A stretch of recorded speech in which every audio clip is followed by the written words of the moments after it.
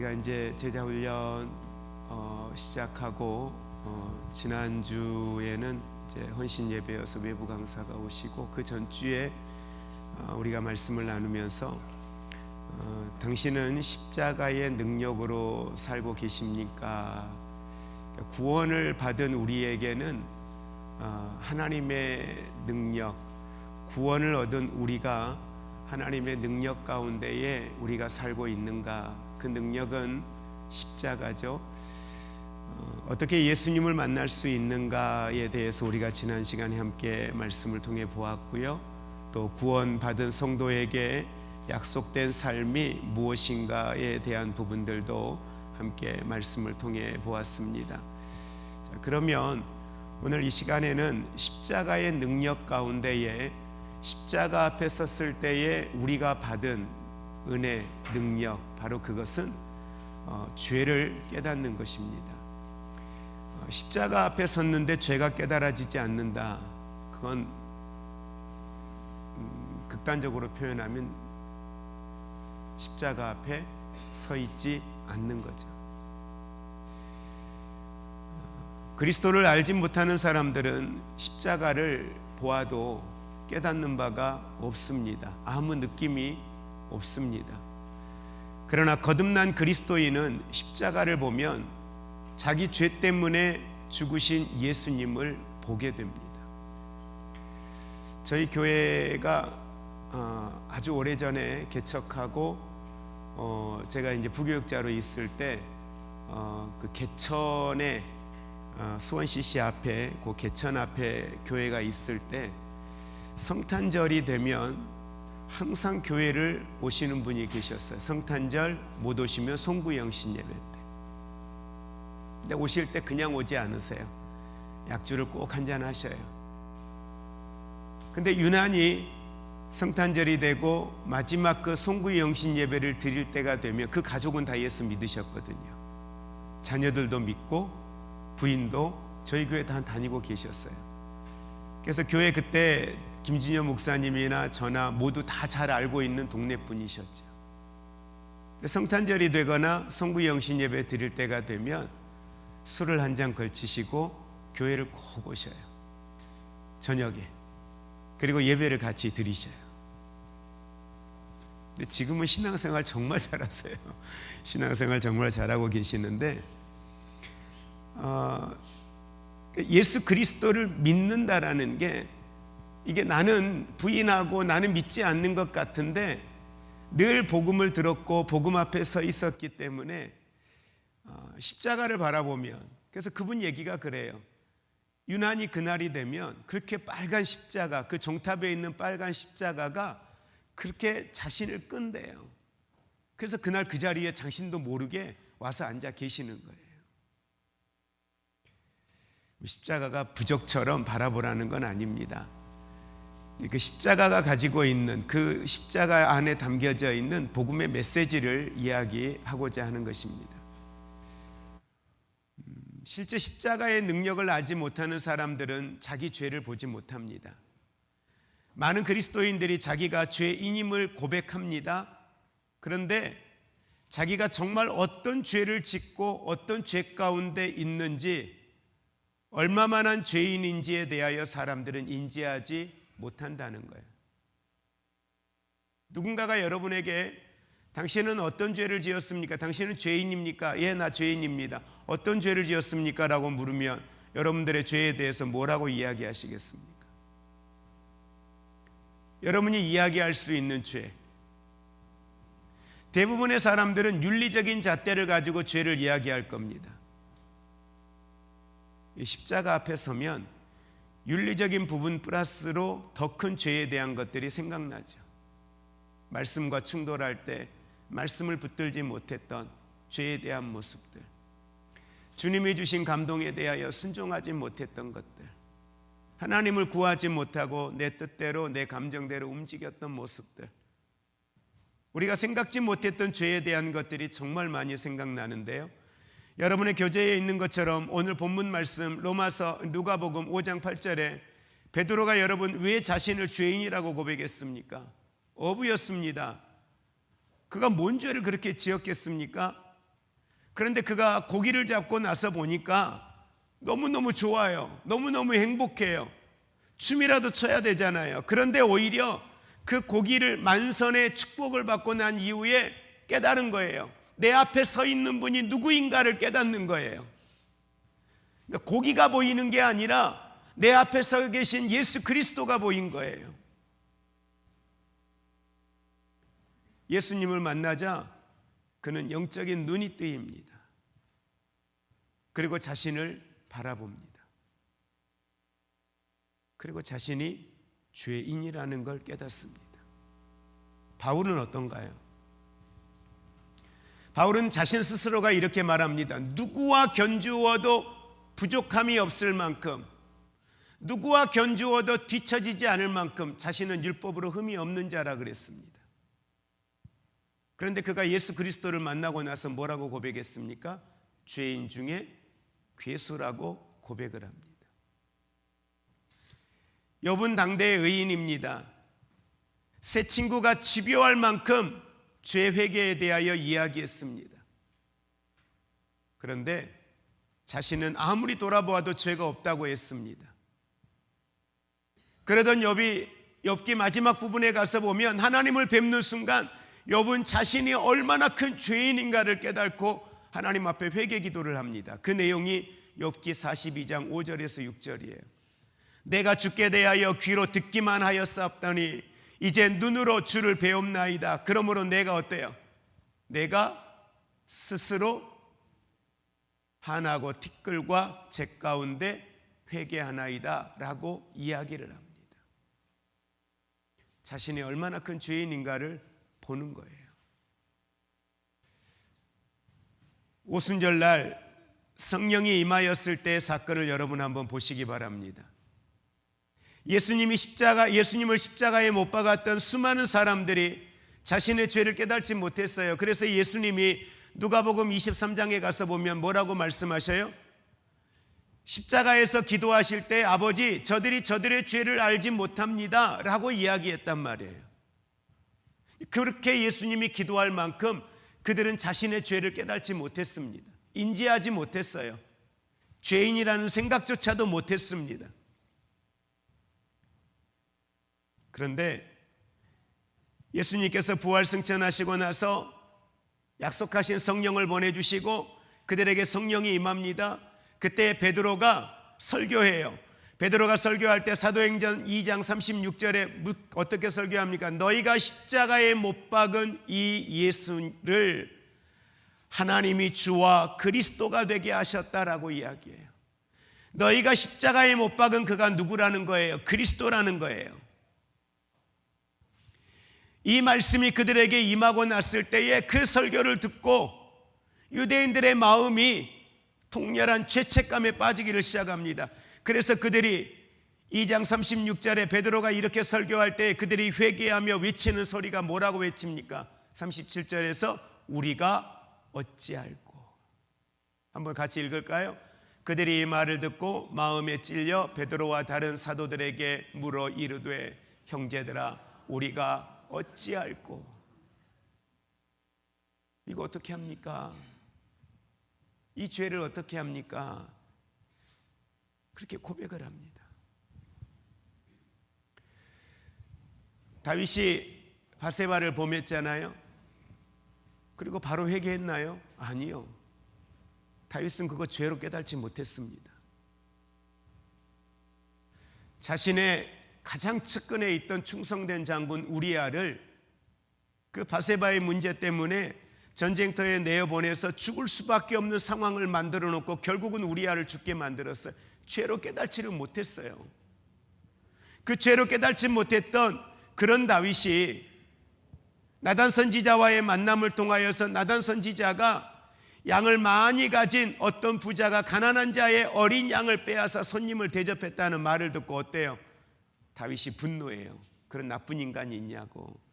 어떻게 그럴 수가 있냐고. 남의 죄는요 너무 잘 보여요. 남의 죄는 그렇게 잘 보일 수가 없어요.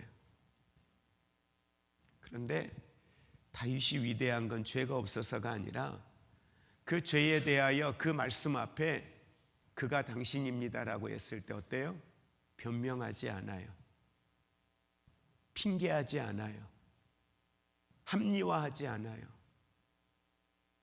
그는 회개하는 자리로 들어갑니다.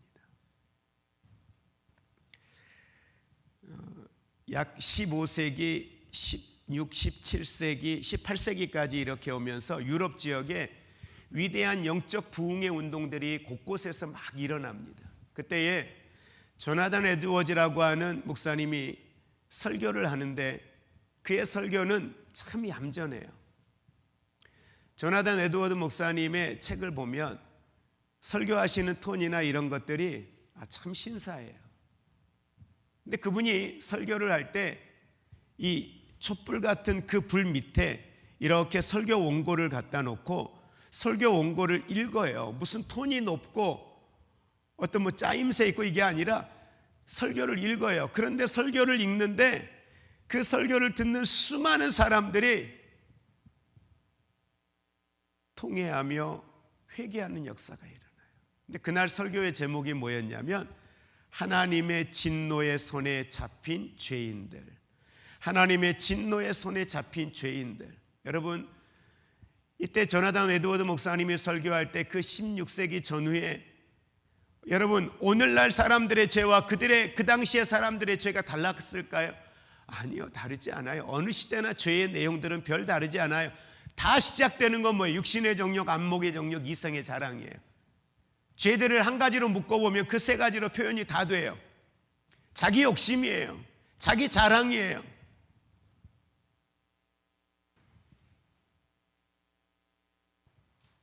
그런데 그들에게 말씀이 임할 때 빛 대신 주님 앞에 그들이 낱낱이 자신들의 모습이 까발려지는 거죠.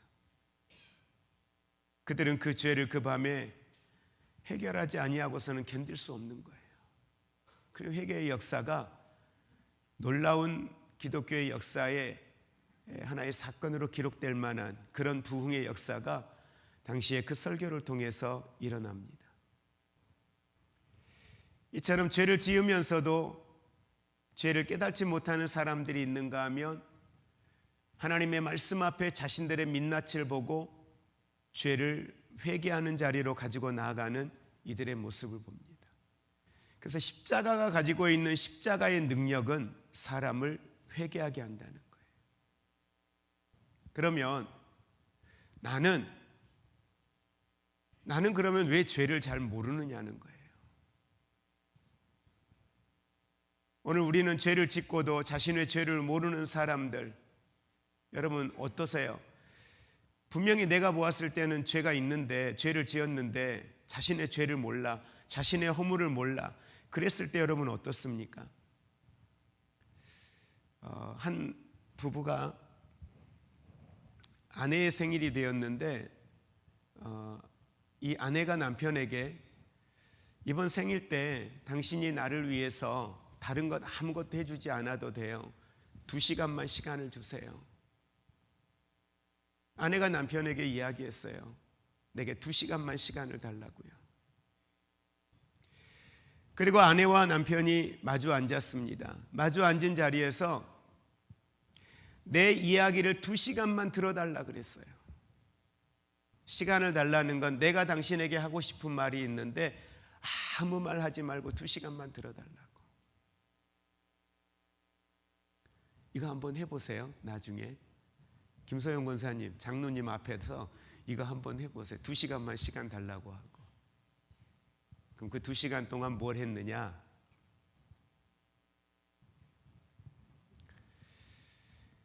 아내가 이야기를 시작하며 이렇게 말합니다. 여보, 내가 무슨 이야기를 하든지 당신은 맞아, 그렇지 라고만 대답해 달라 그랬어요. 자, 시작합니다. 아내가 결혼 때부터 이야기를 시작하는데요, 남편이 듣다 보니까 어때요? 말도 안 되는 거야. 말도 안 되는 이야기를 막 해. 20분이 지납니다. 속이 뒤틀리기를 시작해요. 한 30분 지나요. 화가 치밀어 오르기를 시작합니다. 그렇게 시간이 지나고 1시간이 계속 지나는데 남편이 처음에는 아내가 무슨 생각을 하면서 살아왔는지를 몰랐어요. 근데 1시간쯤 지나다 보니까 그 화가 나고 이 화가 치밀어 오르던 그 마음이 아내의 말에 아내가 이야기한 대로 그렇게 반응을 해주다 보니 1시간쯤 지나니까 아내가 어떤 모습으로 오늘까지 살아왔는지 아내의 마음이 읽혀지기를 시작합니다. 그러면서 남편의 마음에 이런 마음이었구나, 이렇게 힘들었구나.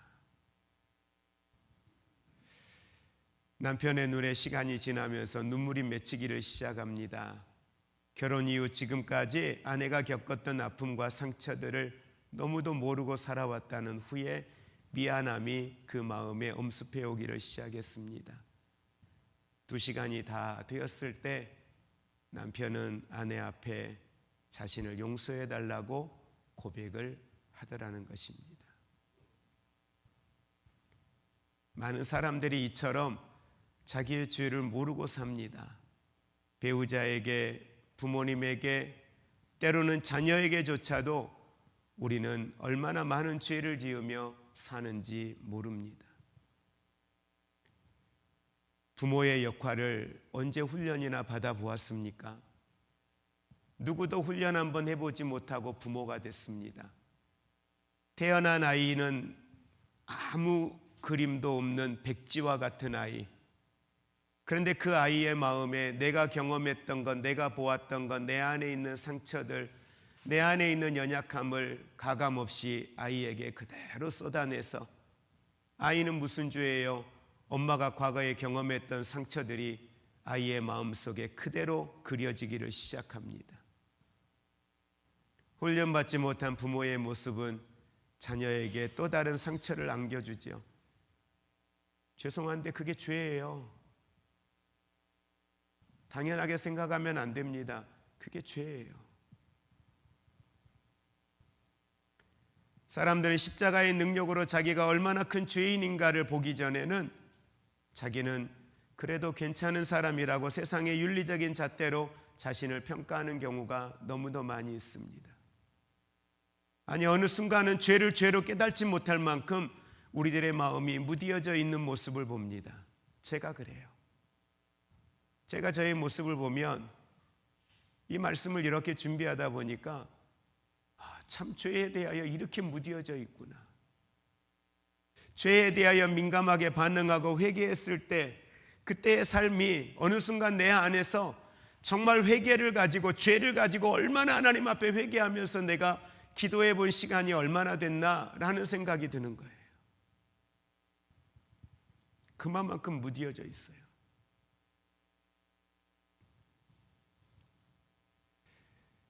어느 순간 내 안에 있는 죄를 보지 못하고 누군가를 탓하고 누구 때문에 원망하고 환경을 탓하고 그러면서 좀 더 쉽고 덜 고통스러운 길들을 선택하는 것, 그게 지혜가 아닌가라고 생각하면서 거짓에 사로잡히어서 오늘까지 살아온 시간들이 너무도 많았던 것 같아요. 그래서 교회도요, 가정도요, 직장에서도요, 너무도 많은 사람들이 이익이 되지 않으면 안 해요. 직장 안에서도 이익이 되지 않으면 안 해요. 남과 똑같으면서 어떻게 그곳에서 빛을요? 어떻게 그곳에서 사랑을요? 어떻게 그곳에서 십자가의 복음을요? 불가능합니다.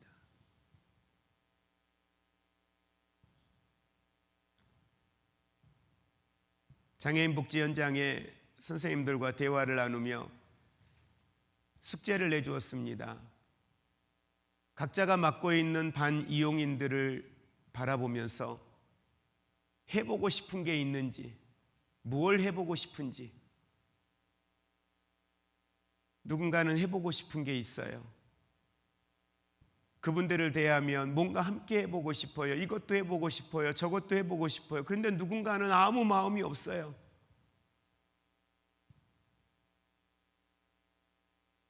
어떤 서비스를 제공해 볼까? 아무 마음이 없어요.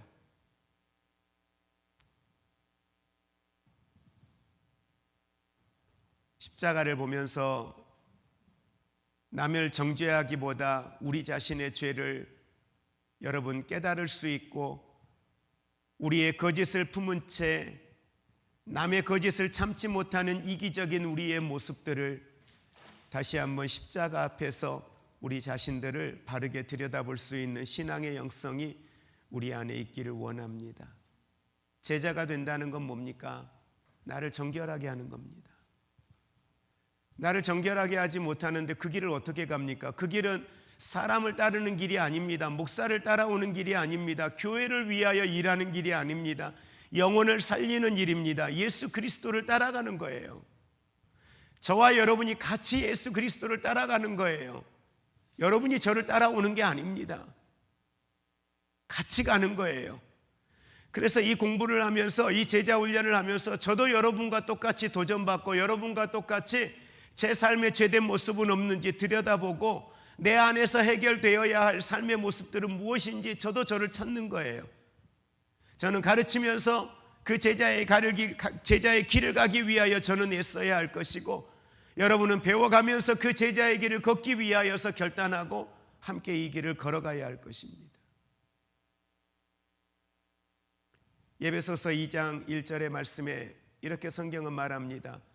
허물과 죄로 죽었던 너희를 살리셨다. 여기에서 죽었다라는 이 말이 뭡니까? 무엇이 죽었다는 걸 우리에게 이야기합니까? 영입니다. 영이 죽었습니다. 왜요? 성경은 죄 때문이라고 분명하게 말씀합니다. 여러분, 영이 죽으면 하나님도 마귀도 천사도 영적인 건 아무것도 알 수가 없습니다. 어떤 분이 길거리에서 전도하고 있는 전도자에게 빈정거리며 말했어요. 죄가 무겁다고 이야기하는데 나는 아무런 무게감도 못 느낍니다. 예수 안 믿는 분이 그러는 거예요. 죄가 무겁다 그러는데 아무런 무거움도 나는 느끼지 못합니다. 도대체 죄가 얼마나 무겁습니까? 한 5kg 됩니까? 10kg 됩니까? 100kg 됩니까? 라고 이야기해요. 그랬더니 전도자가 명언을 남겼어요. 뭐라고 이야기하냐면, 죽은 사람의 몸에 쌀을 10가마를 올린들 그 사람이 무게감을 느끼겠냐고. 죄가 무겁다고 하는데 죽은 사람에게 쌀을 10가마를 올린들 그가 무겁다고 느끼겠느냐는 거예요. 영이 죽은 사람은 죄를 느끼지 못해요. 그 죄의 무게감을 몰라요. 여러분, 우리 자신에게서 이 질문에 대한 우리의 이야기를 우리는 고민해 보기 원합니다. 여러분은 죄의 무게감을 느끼세요? 기도하지 못하는 죄의 무게감을 여러분 느끼세요? 하나님의 말씀이 내 안에 임하였는데 그 말씀에 순종하지 못하는 그 죄스러운 무게감을 여러분은 느끼세요? 성령의 감동이 있는데 그 성령의 감동에 순종하지 않는 그 불순종에 대한 그 무게감을 여러분은 느끼세요? 보게 하셨는데 애써 눈 감아버린 하나님 앞에 그 죄송한 그 무게감을 느끼시냐 이겁니다. 한번 우리 고백해 볼까요? 죄를 깨닫는 것이 영적 생명의 시작입니다. 예, 이게 십자가의 능력이에요. 오순절 마가의 다락방에 성령이 임하였을 때 가장 먼저 나타난 게 뭐예요? 회개예요. 자신이 죄인임을 깨닫는 것이 여러분 은혜입니다. 안 보이는 게 은혜가 아니에요. 죄가 깨달아지고 보여지면요, 하나님의 은혜인 줄 믿으시기 바랍니다. 죄가 안 보여서 문제이지 보여서 문제가 되지는 않아요. 남의 죄 말고요, 내 거요. 남의 죄는 안 보이면 안 보일수록 은혜예요. 남의 죄는 죄로 보이는 게 아니라 중보기도 제목으로 보이면 은혜예요. 근데 남의 죄가 죄로 보이는 순간 그건 은혜가 아니에요. 하나님은 절대 그걸 정죄의 대상으로 보이게 하지 않아요. 누군가의 연약함이 보이잖아요. 그건 중보기도 제목으로 내게 주시는 거예요. 그렇게 느껴진다면 은혜고요. 가끔 그런 얘기하죠. 성령이 보게 하셨다고. 그 사람의 허물, 연약함이. 죄송한데 그 성령이 보게 하신 게 아니에요. 기도 제목으로 보였고 긍휼함으로 보였다면 그건 성령이 보게 하신 거죠. 사탄은 정죄하게끔 하려고 보이게 하는 거고요.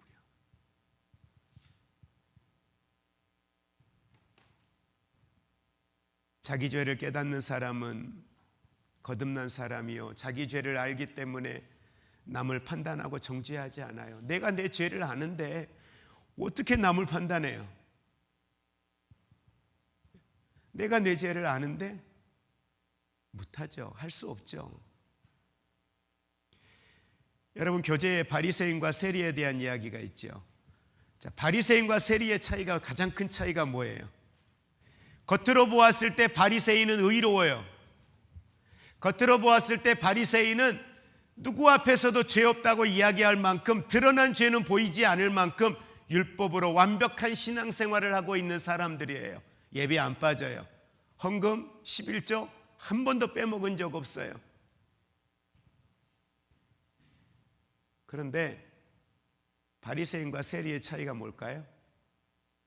바리새인은 죄를 깨달지를 못해요. 죄를 못 깨달아요. 뭘 가지고 있는데도, 말씀을 가지고 있는데도 죄를 깨달지를 못해요. 세리는요, 죄를 깨달아요. 세리는 스스로 자기 죄를 다 폭로합니다. 그러나 바리새인들은 자기 죄를 인정하지 않아요. 자기 죄를 아는 자와 모르는 자, 여러분 누가 더 무서워요? 죄의 무게로 따지면 누가 더 큰 죄예요? 깨닫지 못하는 거죠. 목사하면 뭐합니까? 죄를 깨닫지 못하면 그럼 뭐예요? 아무 쓸모 없죠. 직분이 어떠냐 중요하지 않아요. 죄를 깨달을 수 있느냐, 죄를 깨닫지 못하는 사람이냐, 어느 순간 너무 당연하게 무뎌져 있는 우리의 모습을 봐요. 그럴 수 있지. 상황이 그런데, 내 형편이 그런데, 내가 사는 게 그런데 그럴 수 있지. 언제까지요?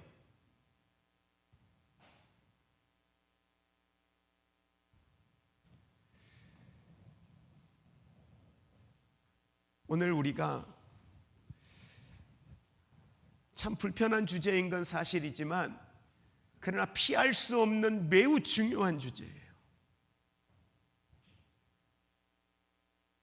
우리의 삶을 돌아다보며 하나님 앞에 이 회개하는 시간을 우리가 갖기를 원합니다. 자꾸 윤리적인 것, 거짓말했던 것, 물론 그것도 회개해야 될 내용이죠. 그런데 하나님 앞에 나, 그리스도인으로서의 나, 예수의 제자가 되겠다라고 하는 나, 그러면 나는 그분에게 배워서 그분에게 배운 것들을 내 삶을 통해서 나타내야 되잖아요. 살아가야 되잖아요. 표현되어져야 되잖아요. 그런데 말씀을 못 붙들어요. 성령의 이끄심을 쫓아가지를 못해요. 그런데 그게 어느 순간 내 안에서 그냥 당연한 걸로 여겨지고, 회개가 없는, 회개하려고 눈 감아서 회개 기도를 찾는데 회개할 게 없어요. 회개가 안 돼서 답답함을 느껴보셨나요? 회개가 안 돼서 답답해. 여러분, 내가 회개하고 싶다고 회개되는 게 아니죠. 성령의 감동이 있어야죠. 성령이 나를 회개의 영을 불어넣어 주셔야죠. 근데 주님은 늘 그렇게 해요. 회개의 영을 불어넣어 주시고 회개할 마음을 주셔요. 근데 내가 무디어져서 그걸 못 느낀다니까요. 그런데 힘들어도 마른 장작에 불을 떼면 확 타오르지만 젖은 장작에 불 탈 때 젖었으니까 연기 난다고 언제까지 놔둘 겁니까? 연기 나도 또 떼요. 연기 나도 또 떼요. 그러다 보면 마르겠죠. 또 떼요 그냥. 그러다가 은혜 받고 성령 충만하면 기름 붓듯이 그 안에 기름이 부어져요. 그러다 보면 타오르더라고요. 우리의 심령이 그래요. 한 번 해서 안 된다고 1분밖에 기도 못하고 끝났다고 그냥 그렇게 머무르지 말고 하나님 앞에 온전히 회개의 영을 부어달라 기도하시고 하나님 앞에 회개하며 나아갈 수 있는 오늘 그 은혜가 우리 안에 있기를 주의 이름으로 축복을 드립니다. 이 시간에 함께 우리 같이 기도할 텐데요. 남들이 들을까 봐 민망하니까 크게는 소리하지 마시고요. 여러분이 여러분의 귀에 들릴 만큼 이 시간에 하나님 앞에 우리 회개하며 기도하는 시간 가졌으면 좋겠습니다. 우리는 이미 주님의 구원받은 하나님의 거룩한 자녀들이에요.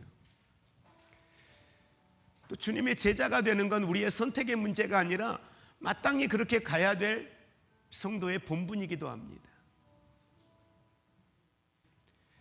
그렇다면 우리의 영혼의 문제를 사망의 길로 이끌었던 죄의 문제는 십자가의 보혈의 능력으로 말미암아 죄 사함의 은혜를 허락하셨습니다.